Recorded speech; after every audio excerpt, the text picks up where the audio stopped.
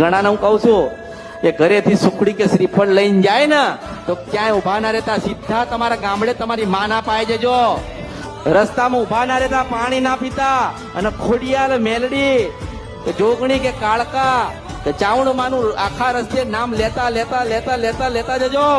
અને બરોબર 4 કિલોમીટર એક ડોશી તમને દર્શન થાય ને તો માનજો કે તમારું આ બધું લેખે ગયું, તું મેલડી છો.